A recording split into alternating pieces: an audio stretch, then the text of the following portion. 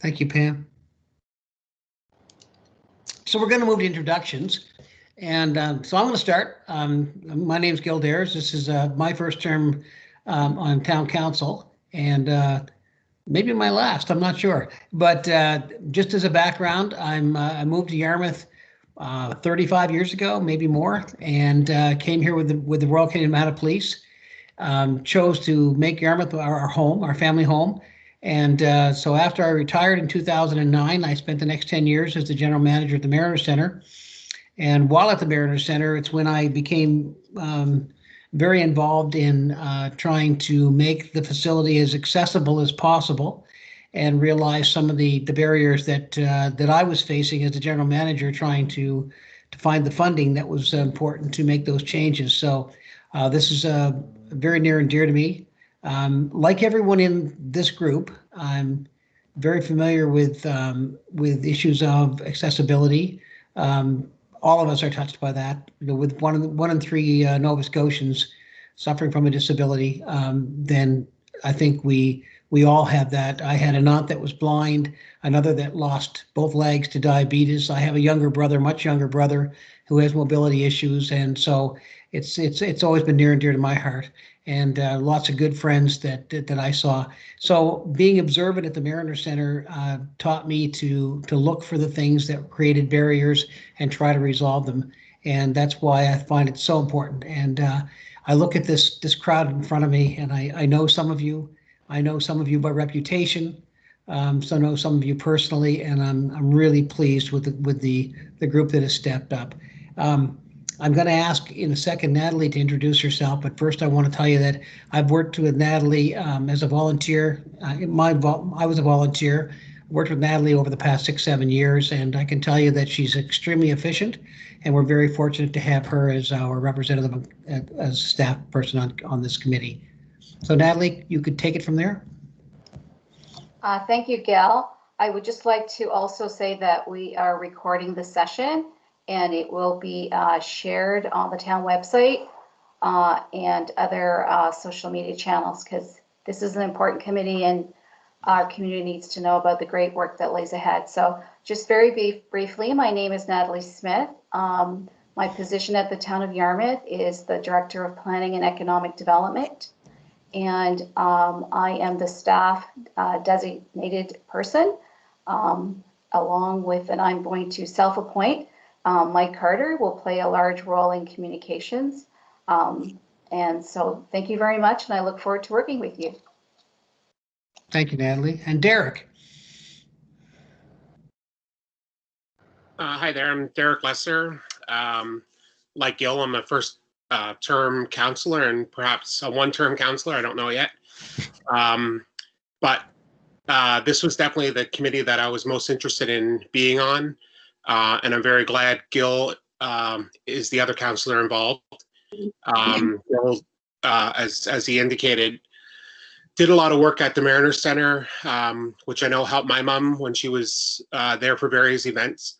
And his wife, when she was in council, actually had a very keen interest in accessibility and would reach out to my mom often, who's in a wheelchair, to find out what sidewalks needed to be repaired. And so I think we've definitely got a good team. Looking at the people that applied to be on the committee, it was very exciting. I know most of you, and I think we have a wide variety of different experience. I think the work that we're going to do here is extremely important, and I'm ready to jump right in and get going. So I'll pass it back to Gil. Thank you.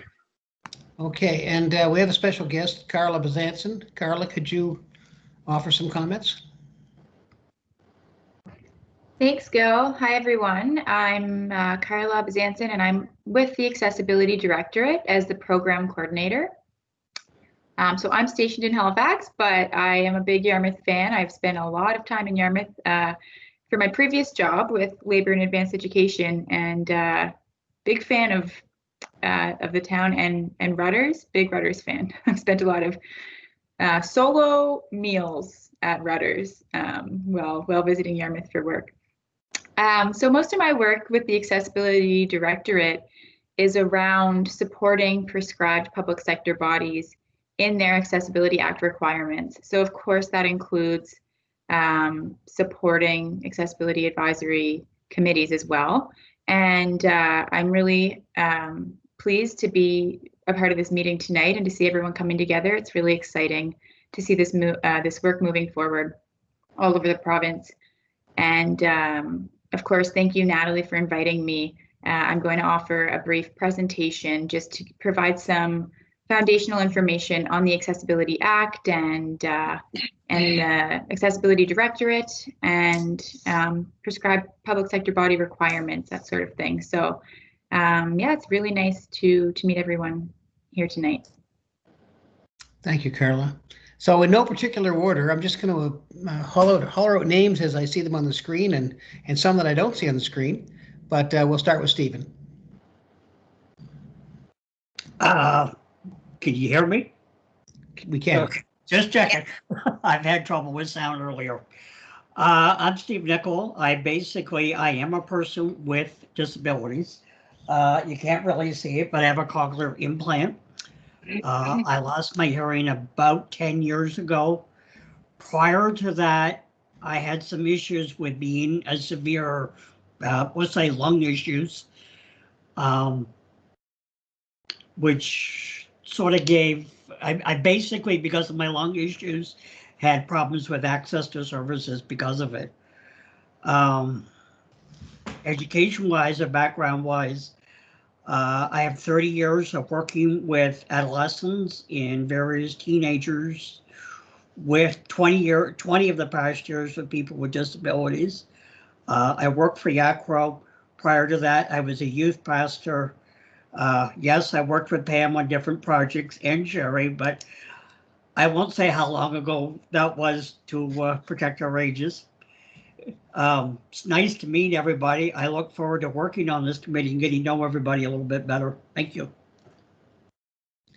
Thank you, Stephen. And we all look forward to the time when we can meet in person.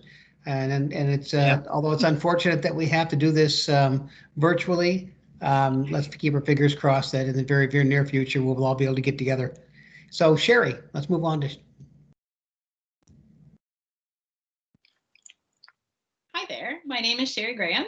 I grew up here. I was lucky enough to get a job with APSI, and so I'm an itinerant teacher of students who have visual impairments, and this is my 17th year doing that. So I've been working in schools in the Tri-Counties for that time and with students who have visual impairments from low vision to blindness. So I teach cane travel, adaptive technology. I do a lot of work with teachers and ensuring that materials are accessible for students. So that's kind of the lens that I look at things through. So I know some of you, and I'm looking forward to meeting the rest of you and working together.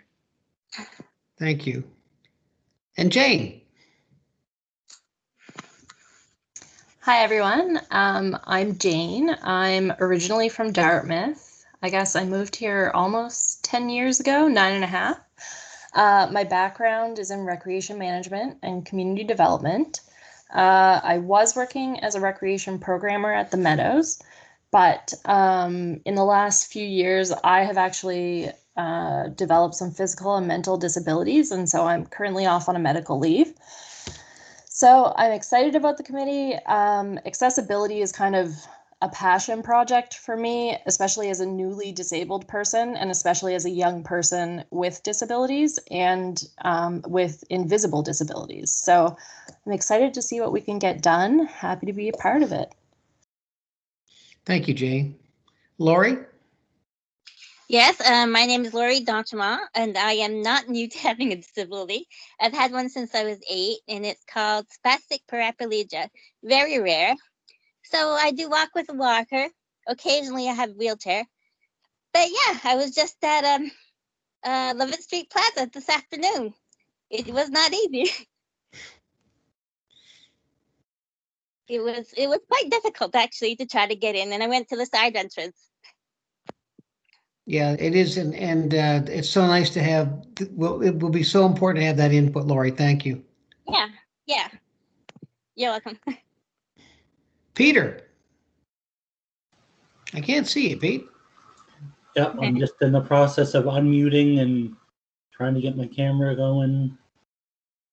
Yep, Okay, like Lori, I have a physical disability. Basically, I was born with cerebral palsy. In my younger years, I could walk better. Right now, I'm using a wheelchair due to trouble with my knees here a few years ago. Like Lori, I can comment on the troublesome areas, I guess I'll say, of Yarmouth in which to get around either with a wheelchair or with a cane, or I've also had feedback from some visually impaired folks on where they've had issues getting around, so I can offer some feedback on that. Otherwise, I work part-time at the Mariner Center. I volunteer at the Hope Center and with a few other organizations, and that's about it. Thank you, Peter. Tracy.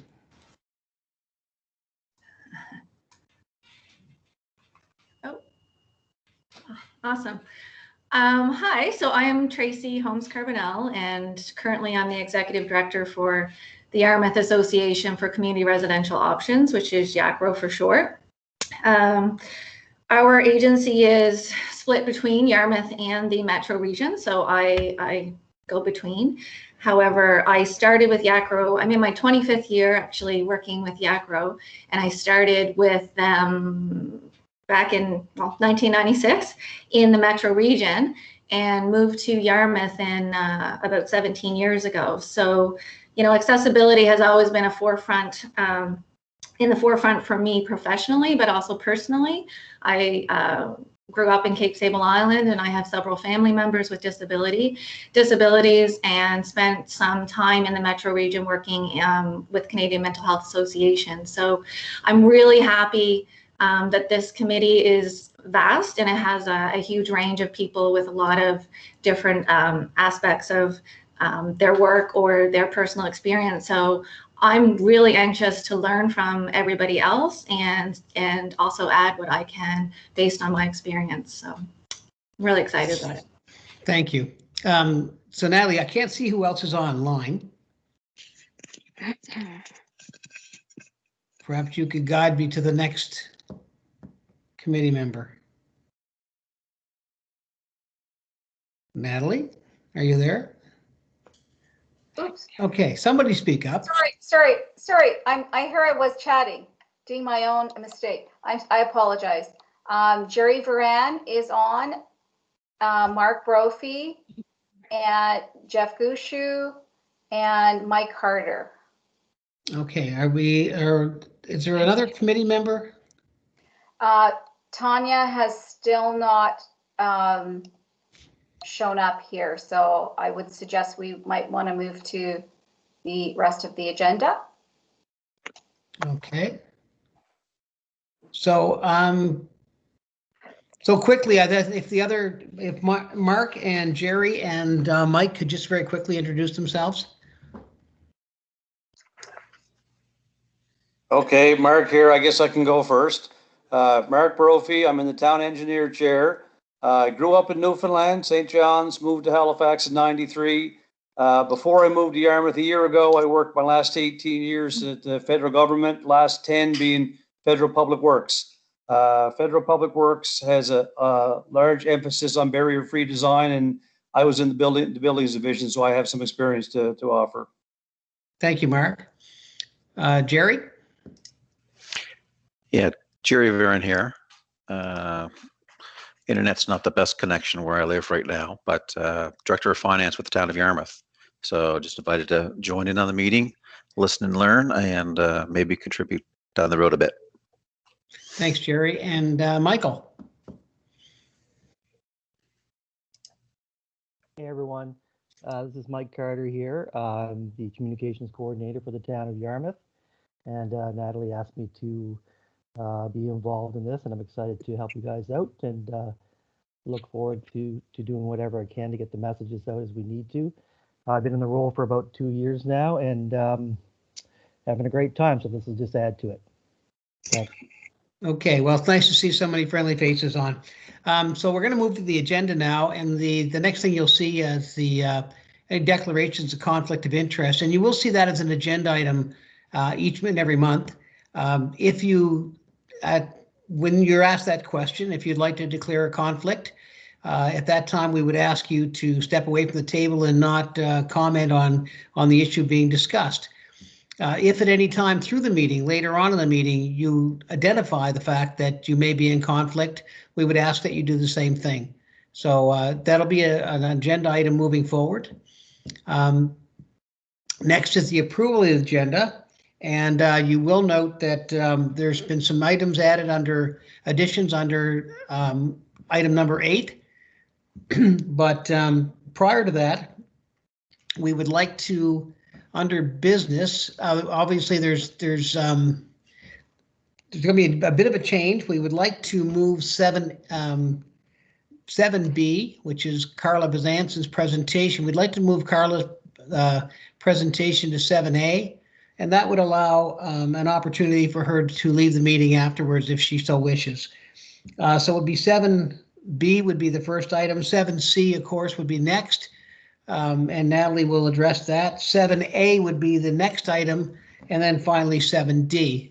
So with your permission and with the additions under section 8, we would ask for an approval of the agenda. So moved. It's Derek. Derek, we have a seconder? I'll second that. And a second by Tracy. Thank you. All in favor? Aye. Aye. Yes. And contrary minded? Thank you so much. Obviously, there is no previous minutes for approval, so we'll move on to 7B, which is accessibility legislation, and we'd invite Carla to address the committee. Thank you, Carla. All right, thanks so much. I do have a slide deck to share with you this evening. So I believe, Natalie, you'll have to give me permission to share my screen in order for me to do that. Okay. Do you see that, Carla? I do. I have it up. That's great. Thank you. Okay, so just bear with me a moment. I'm just going to bring this up on my screen here.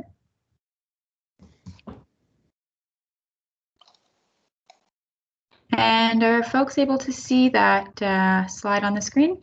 Yes. Yeah. Okay, excellent. So again, Natalie asked me to join this evening just to provide some information as it relates to the Accessibility Act legislation. And so what I've done is I've just taken a piece of a presentation that we've offered numerous times to numerous audiences. And I just took the first half of a longer presentation that is pretty brief. It should only take about 10 minutes or so to go through, and hopefully it will provide some context for the legislation, the Accessibility Act, as well as a little bit of information about the Accessibility Directorate and a few other related items. So we always start with this as we move into talking about accessibility, the Accessibility Act and Access by Design 2030. So I'm sure many on the call are aware of the answer to this question, and I'm not going to poll anybody, but just to get us thinking about accessibility and why it is so important. We usually start off with this statistic. So what percentage of people in Nova Scotia are currently living with a disability? And so the number is 30% of Nova Scotians. And so as we know, those are people in Nova Scotia who actually live with a disability, but there are so many others that are affected. So when you look at family and friends of those with a disability, it's actually more like 70% of Nova Scotians that are affected by, by barriers to accessibility in our province.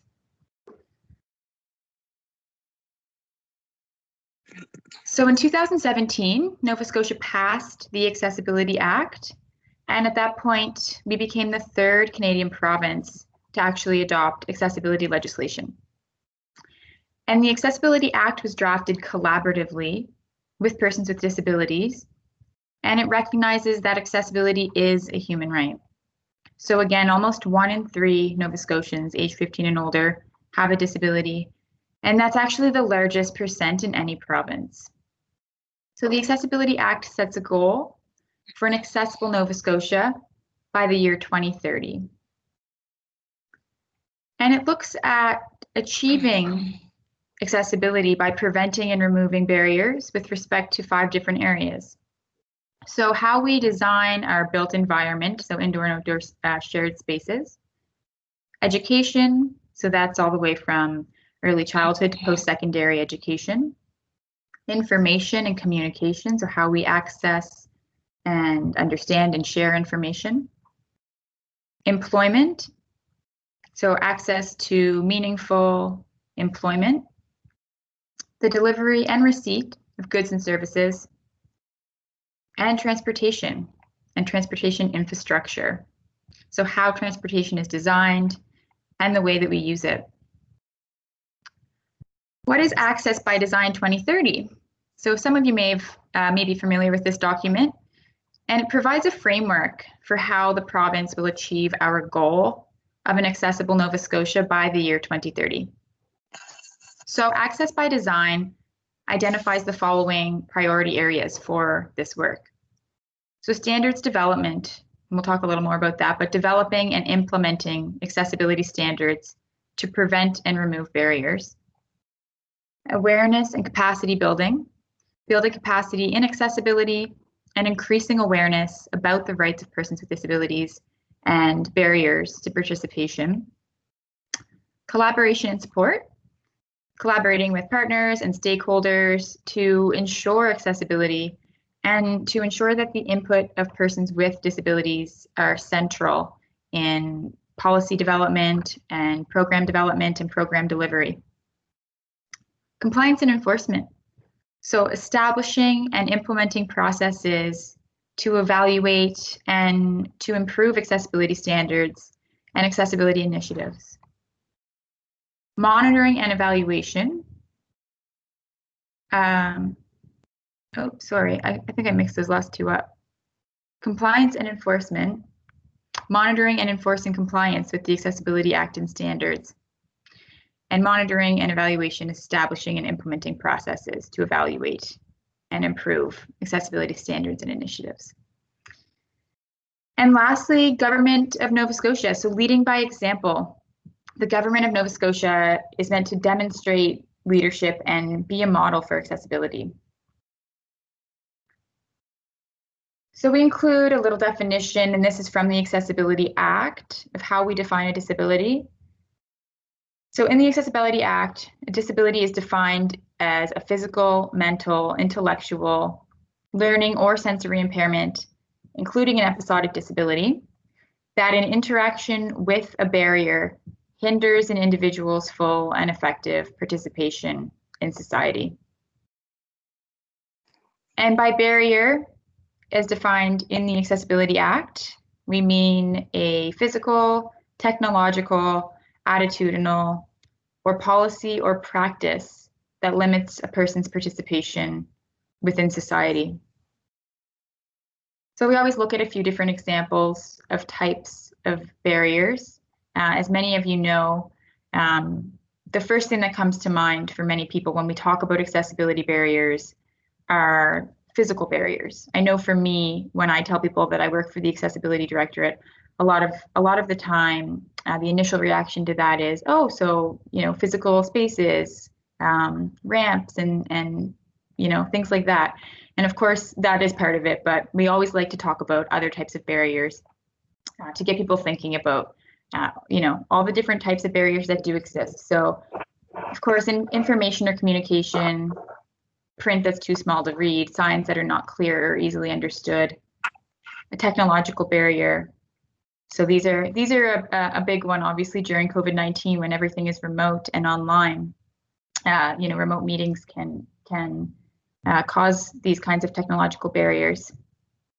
Attitudinal barrier, so assuming a person with a disability can't understand you, it's an example that we provide for an attitudinal barrier. So we do have a Accessibility Advisory Board, kind of our own Accessibility Advisory Committee for the Accessibility Directorate. And the board is appointed to advise the Minister of Justice on accessibility.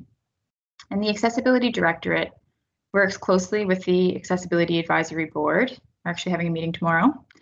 And they work with us on developing accessibility standards and other areas. So our board can have up to 12 members. The majority are persons with disabilities. And the board provides the Directorate and the Minister of Justice with first voice opinions. Just a few notes on the Accessibility Directorate. So we're an office within the Department of Justice, and we're responsible for the implementation and administration of the Accessibility Act. We're also responsible for advising the government on broader disability-related issues. And the Accessibility Directorate provides support for the standards development process and develops education and awareness tools on the Accessibility Act and on broader disability issues. We also work closely with prescribed public sector bodies, as I mentioned, is a big part of my work. And we work with prescribed public sector bodies to facilitate staff training and collectively develop an accessibility framework and help them achieve their accessibility requirements.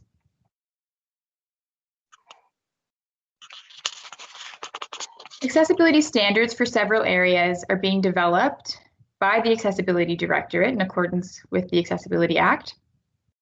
And we're doing that with the help of the Accessibility Advisory Board, as well as community consultations. And these accessibility standards will apply to all sectors, such as local government, universities, public libraries, crown corporations, and private businesses as well. Accessibility standards are being developed currently in these two areas. So the built environment, making public buildings, streets, sidewalks, all shared spaces accessible to everyone. And education, so making the education system accessible to all students. And those two areas, as I said, are currently in development, and the recommendations were actually posted publicly on those two standard areas on our website as of either yesterday or this morning. There's so much going on, it's all blending together, but it's exciting news. So if you had any interest in checking those out, they are publicly available now, the recommendations, that is. The other 4 areas that standards will be developed in are employment. So making workplaces accessible and supporting people with disabilities in finding and advancing in meaningful careers and employment. Goods and services, ensuring that people with disabilities have equitable access to goods and services in our communities. Information and communication, ensuring that all people can receive, understand, and share the information they need. And transportation, so again, making it easier for everyone to get where they need to go. So what are the key timelines? So the Government of Nova Scotia was the first public sector body that was prescribed in 2017.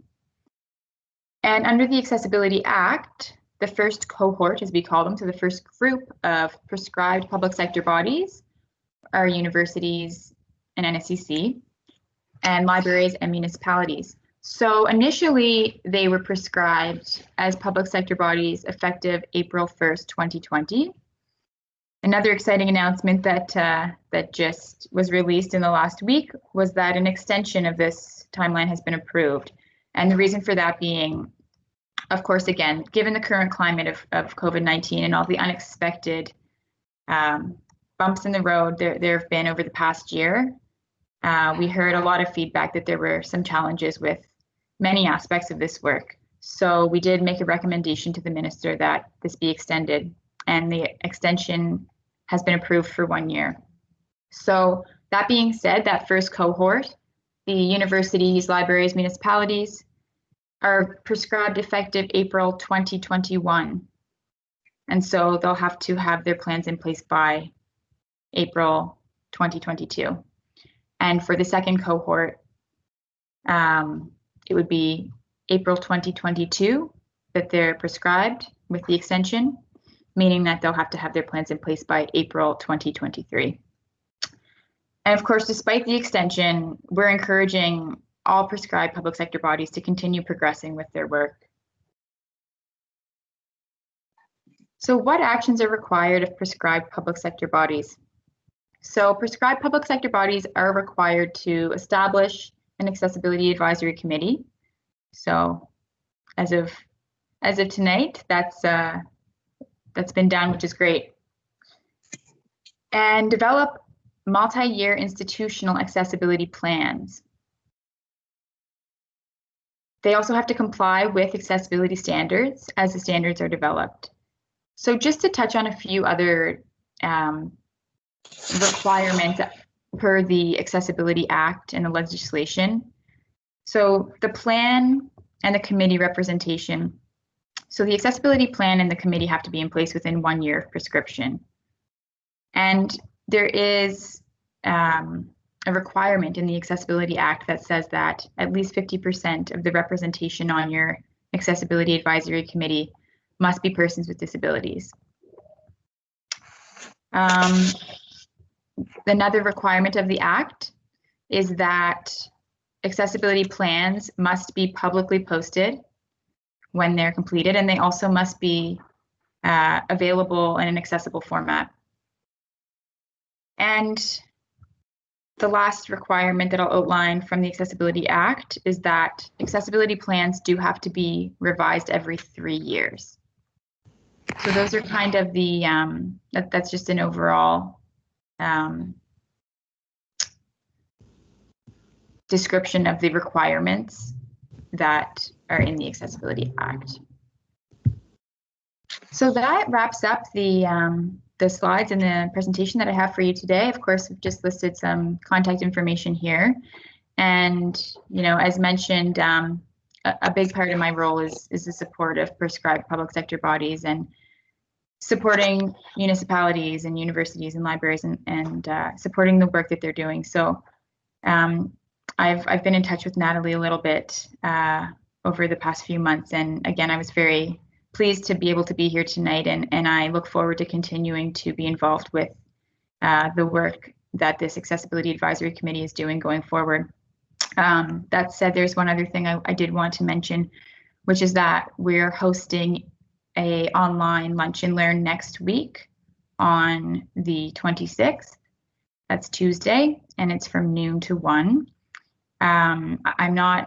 Forgive me, I'm not sure if Natalie has sent that invitation out to this group or not, but by all means, Natalie, please do, and you're all more than welcome to attend. This webinar or lunch and learn is about how to do meaningful public engagement in an online atmosphere. We've heard from a number of prescribed public sector bodies that they're not necessarily confident in how to conduct public engagement at the best of times, let alone online. So we're working with Engage Nova Scotia, and we're going to provide some tips and tricks on public engagement and how to do that meaningfully in a remote setting.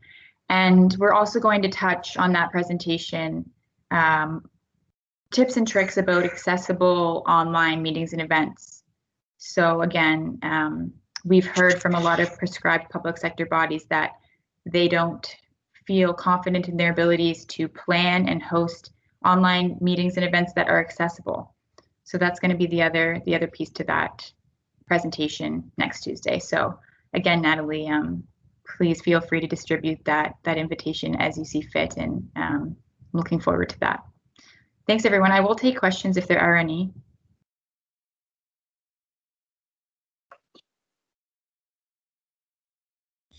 Well, Carl, I don't think anybody has any questions, so I think you covered it very thoroughly. Thank you so much. And we appreciate you joining us this evening, and we understand if you'd like to cut out, and we no doubt will be talking to you in the future. So thanks again. Excellent. Thanks so much, everyone. Thank you. Thank you.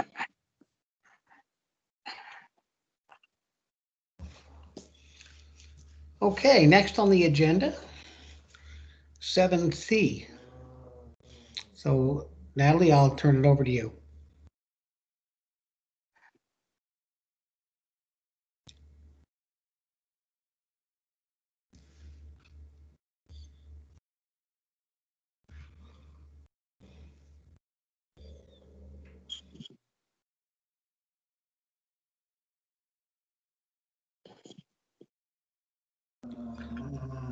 Natalie, is it possible you're muted?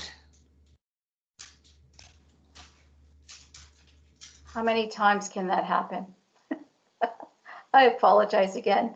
I said Tanya Boudreau has just joined the call. Would you like her to introduce herself before I start? Sure, and welcome, Tanya. Thank you. Hi, my apologies for being late. I did have a timer set on my phone, and clearly I didn't hear it.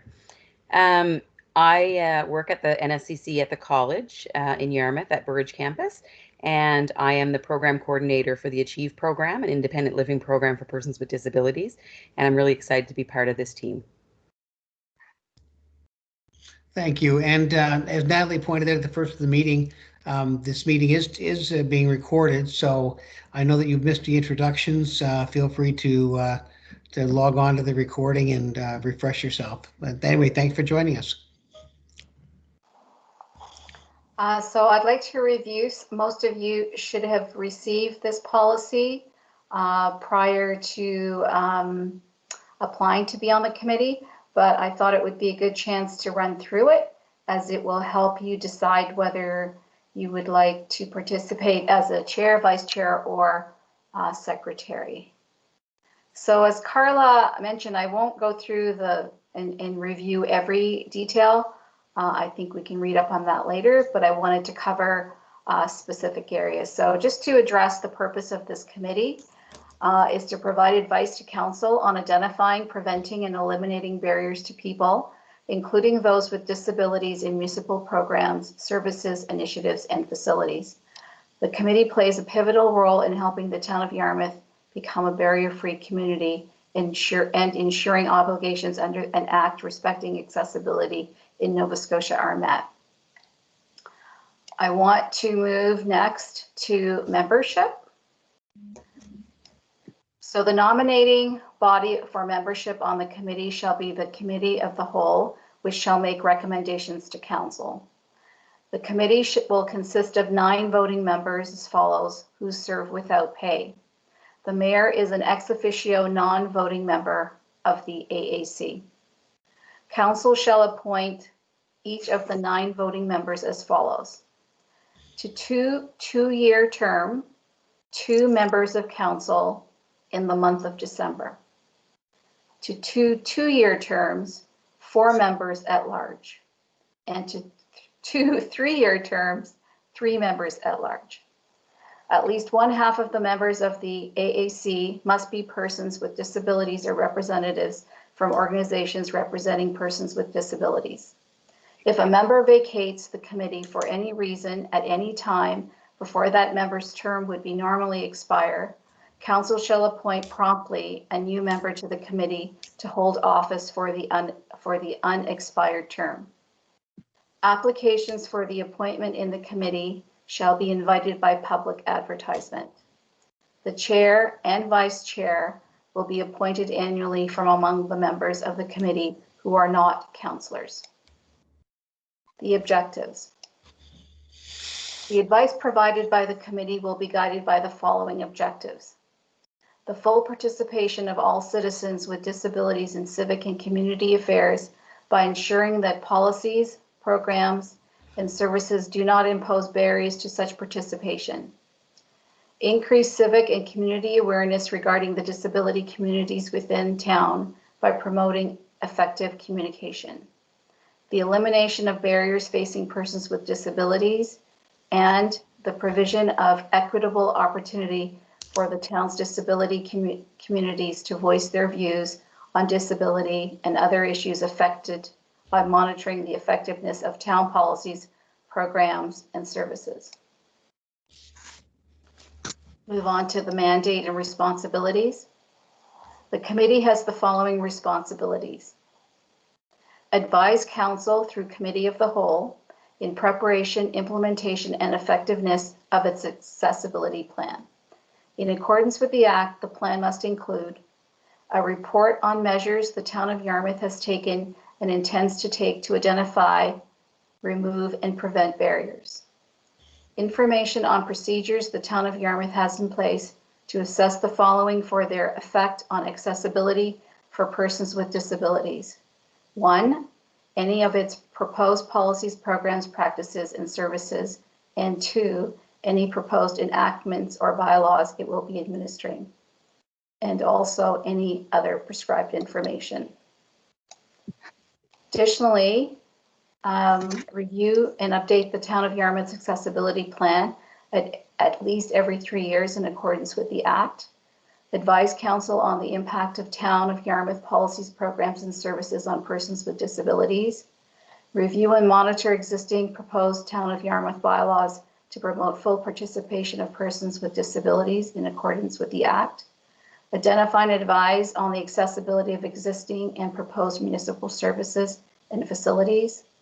Advise and make recommendation about strategies designed to achieve the objectives of the town's accessibility plan. Review, receive and review information directed to it by council and its committees, and to make recommendations as requested. Advise business units in responding to issues and concerns of persons with disabilities when requested to do so by the Chief Administrative Officer. Monitor federal and provincial government directives and regulations. Host community consultations related to accessibility in the town. And be a significant municipal matters, plans, and programs having an impact on persons with disabilities and the disability community shall be referred to the committee for its consideration, recommendations to town council through committee of the whole.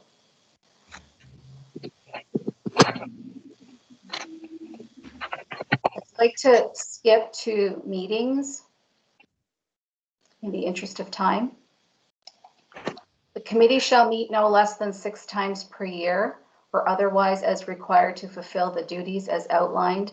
Meetings of the AAC shall be open to the public.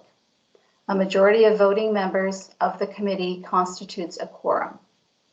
The chair, in consultation with staff of the Office of the Chief Administrative Officer, shall be responsible for calling all meetings of the committee and for setting the agenda. In the absence of the chair or vice chair, the members of the committee may select a member to chair the meeting. Subject to the principles set out by the Municipal Conflict of Interest Act, all committee members present, including the person presiding, shall vote on a question. Subject to Section 22 of the Municipal Government Act, meetings of the committee shall be open to the public. The committee may receive presentations from the public upon approval by the chair. That is my overview of the policy, the Accessible Advisory Committee policy. I would be happy to answer any questions.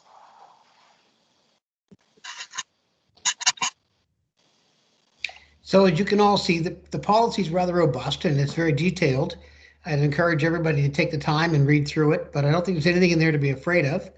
I just think it very clearly outlines what the responsibilities and duties of the committee are and what our role is. So nothing there to be nervous about, but take your time. Let's go through it between now and the next meeting, and I'm sure that we'll have no difficulty at all adhering to the policies.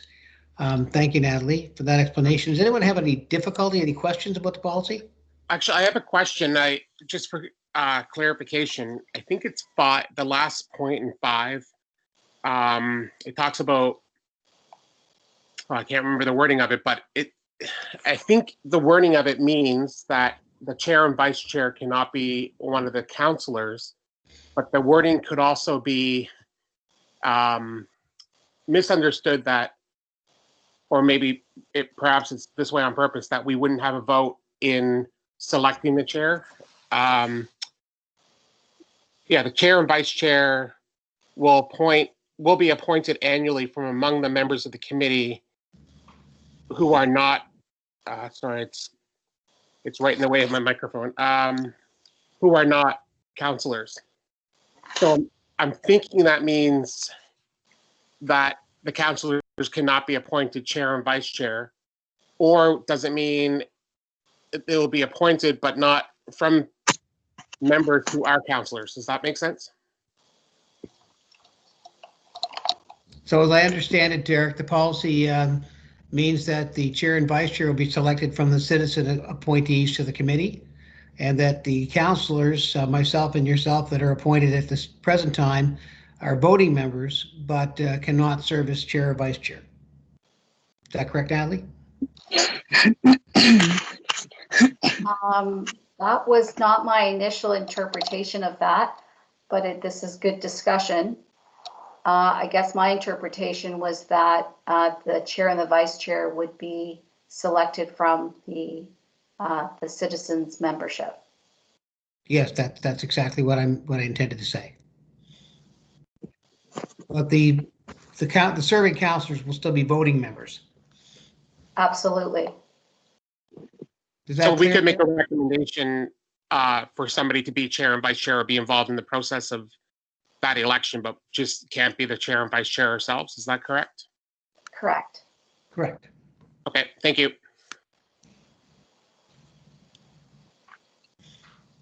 Okay. Well, there's no further questions regarding the policy. We'll move on to 7A in the agenda, which is actually the next item on is the selection of the chair, vice chair, and secretary.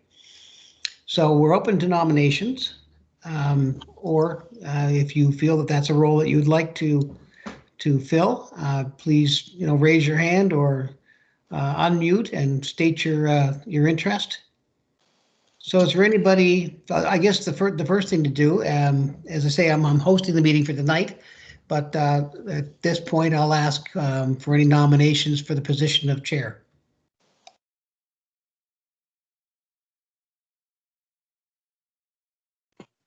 So I'll reword that slightly. Are there any volunteers or nominations for the position of chair? Are we allowed to nominate you? No, unfortunately, as a counselor, I'm not permitted to hold that office. Okay. Thank you, Peter. Derek probably just said that a minute ago. I will offer my name as chair or vice chair. Thank you, Stephen. We have an offer to serve as the chair or vice chair. And Stephen, perhaps you could clarify your interest.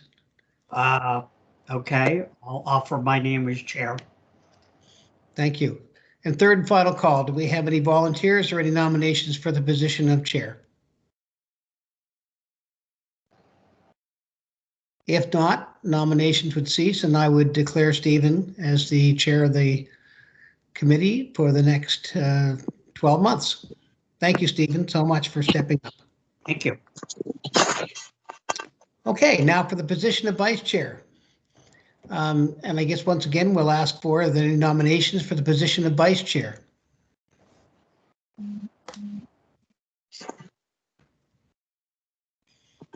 And second call, I will ask are there any nominations or volunteers for the position of vice chair? I'll volunteer as vice chair. Sorry, it's Jane. Thank you, Jane. And third and final call, do we have any nominations for the position of vice chair? Hearing none, we'll declare Jane as the vice chair of the committee for the next 12 months. Thank you so much, Jane. And finally, for the position of secretary, and I don't think this is going to be as ominous as a task as it may seem, but we would need a secretary moving forward. Do we have any nominations or any volunteers for the position of secretary? I nominate Sherry Graham. Okay, Sherry, would you accept that nomination?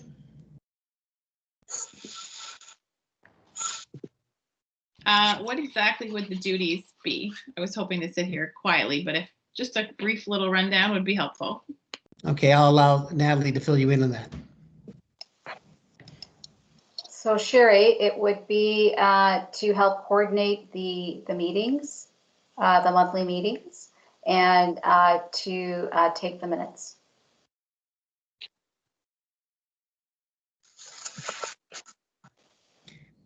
Yes, I can do that. Thank you, Sherry. Second call for nominations for the position of secretary or volunteers. And third call for the position of secretary, nomination or volunteers. And hearing none, Sherry, thank you so much again for accepting that nomination, and don't believe anything anyone tells you about the amount of work that you're going to have to do.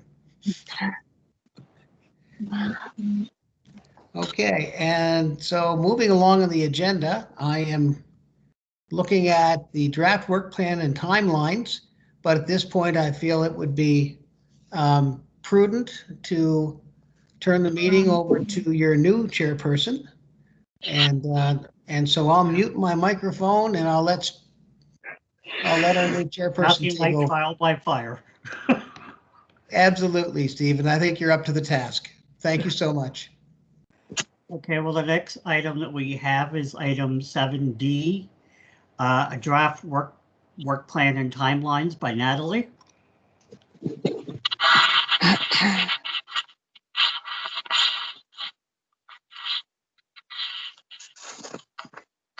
Can everyone see the screen? I have no screen. Nope.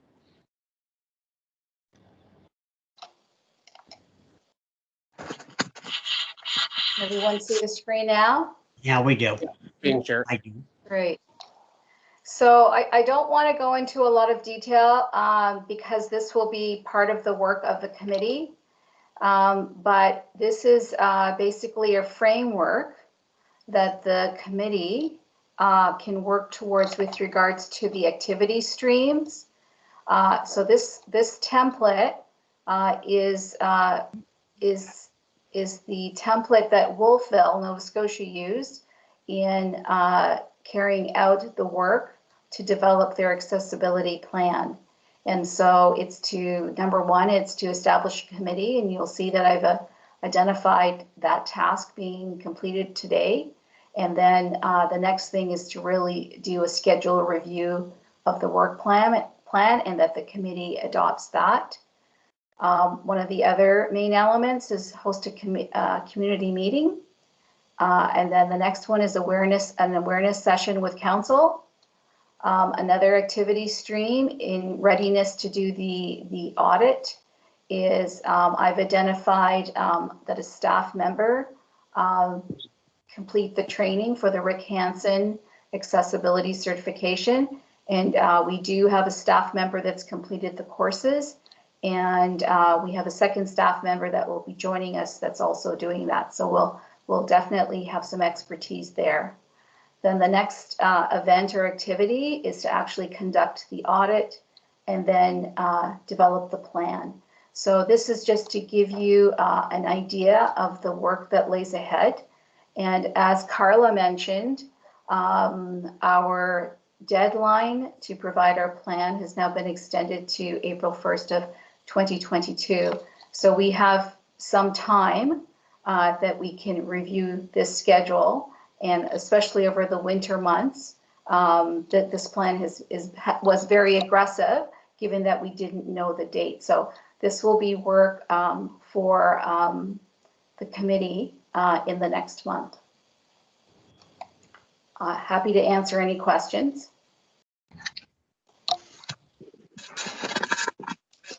Mr. Chairperson, I have a question. Okay. So Natalie, I know you have this showing as a draft plan. Are you looking for approval of this work plan tonight, and noting that in fact the dates may change, the actual target dates may change due to the extension that's been granted? I'm not looking for any feedback tonight. I think this is work that the committee needs to review and think about what this timeline should look like. And then I will be working with staff to also review this timeline and then bring that back. We will bring that back to you at our next meeting. Thank you.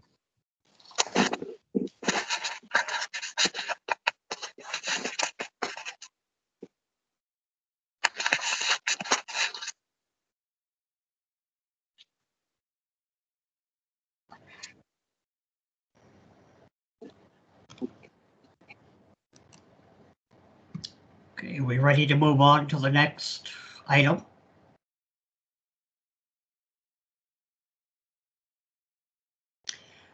The next thing I have on the agenda is under Section 8, the letter from Attorney Justice, or excuse me, a letter from Attorney General of Justice, which is pretty self-explanatory, but worth a read.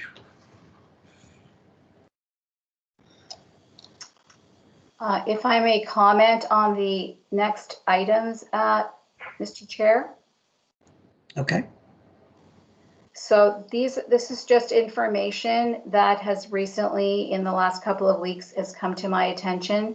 The letter from the Attorney General is just communication to Mayor Pam Mood of the extension date to April 1st, 2022, and that is item number A.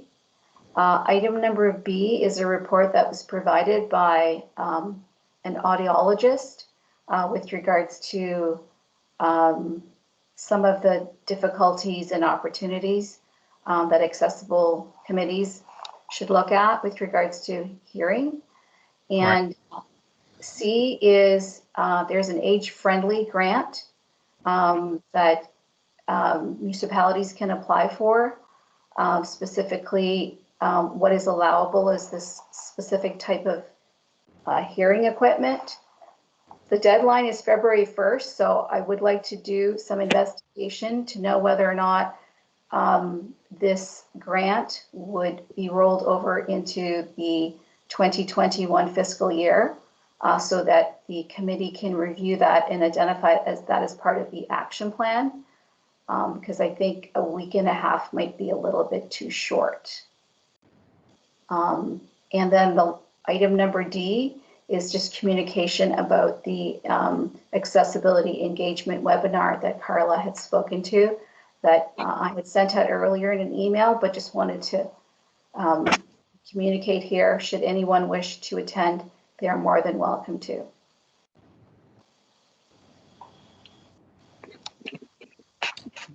I know I plan to attend the meeting on the 26th. Looking through the items that were listed,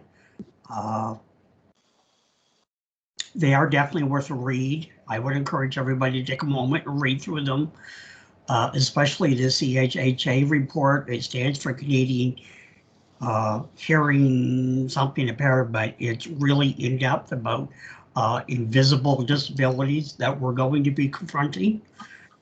So I'd encourage everybody to read through that report. I'm not sure what my duties as chair here are. I'm learning as I go through. So please, Nada, if I overstep or miss something, let me know. But that's all that I have on the agenda in front of me.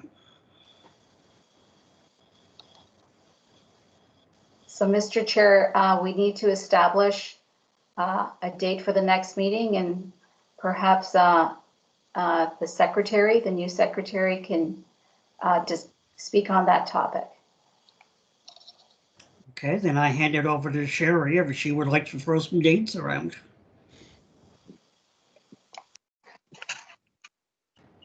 Okay, just 1 second. I'm going to bring up calendar here. So if it's a minimum of 6 meetings per year, that would put it every 8 weeks or so. Today is January 20th. Does mid-March sound appropriate?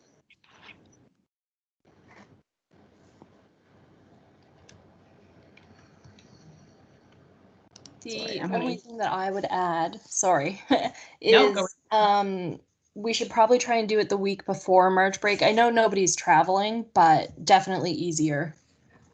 So. Yeah, I was going to say the same thing, although we're kind of bound by COVID to be home. It probably is. March break seems to be a tough time to get meetings going, so maybe the week before that. Okay. Yeah, and I'm having trouble. I'm not able to open my calendar for whatever reason right now with the Teams app open. Sorry, my first challenge is secretary. So I cannot remember. Between Monday is March 8th and it goes until Friday, March 12th. Okay, so that would make Wednesday the 10th. Do we want to still stay with a Wednesday at 7 time slot. That seemed to work for everyone for this meeting. Would that be agreeable for the next one as well? I personally would like to vote we get off the Wednesdays, but that's just a personal preference. I'm open. I'm sorry, Stephen, I couldn't hear what you said. I said I personally would like to move away from the Wednesdays, just because of my own personal schedule. But it's not, if Wednesday is the only day people can meet, I am open.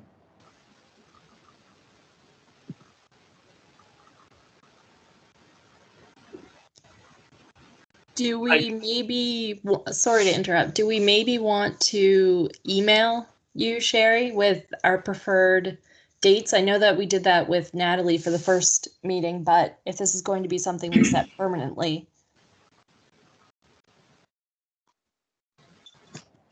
I agree with Jane. That might be the best bet if people would email their availability to Sherry. Perfect. So maybe let's tentatively say the week of the 8th to 12th. And if you can email me with your preference for what evening that week, then we can go from there.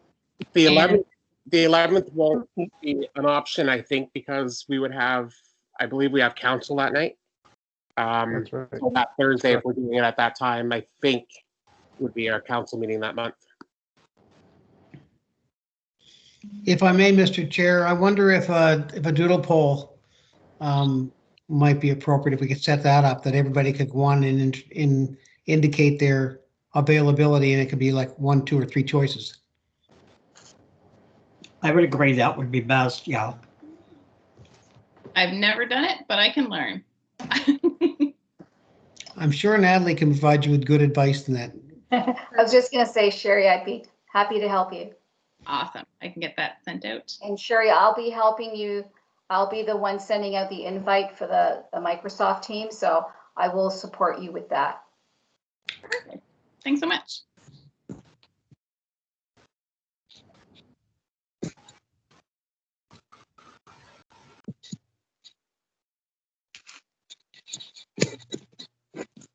Okay, does everybody know how to get a hold of Sherry with their preference?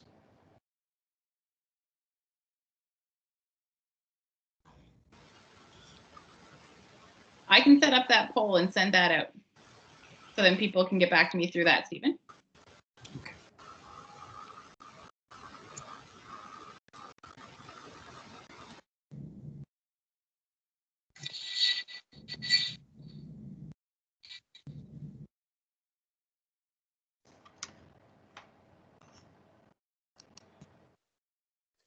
Just if I could, Mr. Chair, I don't know if it's appropriate for me to say something at this point.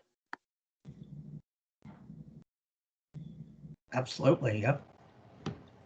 I just, once again, I want to thank everybody for being involved in this important work. And like I said, I know almost everybody that is at the table, and it's an incredible group of people with many talents.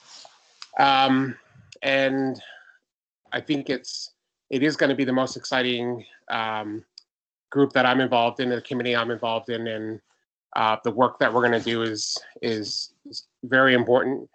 But it's like, I was thinking of, for those of us that are like sports, like I don't think we could have put a better team together than what I'm seeing at this table. We've definitely assembled the dream team here, so we're going to accomplish some great things. Thank you, Derek. I'm going to open the floor up. Anybody else has got any closing comments? Please keep it short. Stephen, if I may, it's Jeff Gushu.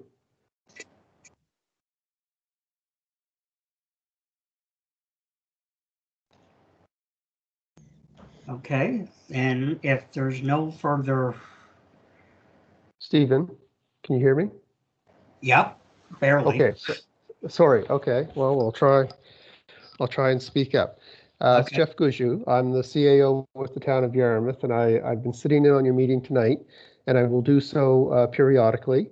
I'm not a member of the committee, but I do support council in the work that they do through the council itself and through the subcommittees. And of course, I support staff in their roles. So several staff members have been present tonight to kind of help, I guess, support the work and see the work get started. And they'll be attending your meetings regularly. And if there are specific ways that they can support the work, they're more than anxious to do so. So I agree with Derek. I think this is a great group of people. Not a group of the usual suspects, I'll say, the people who typically are on advisory committees of council. This group is, I think, largely new to advisory committees of council. And I agree with Derek that I think we're very lucky to have this group step up to support the town in developing the plan and seeing it through. So thank you all. Well, thank you, Jeff. And thank you, Gail, for opening us up earlier. Thank you, Pam, for being here. And I especially thank each and every team member. I think basically from what I've seen popping up here, we're right. We've got a good team. And I think it's time to bring Yarmouth into the 21st or into the next century or next whatever, and bring all of us as a disability community together and accessible within Yarmouth. I look forward to seeing that happen.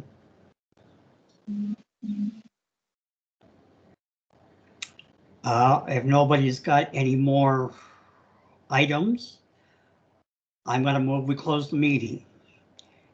Sherry will be in contact as to when the next meeting is. Please get in touch with her as to your preference of date. All in favor of closing the meeting? Aye. Aye. Aye.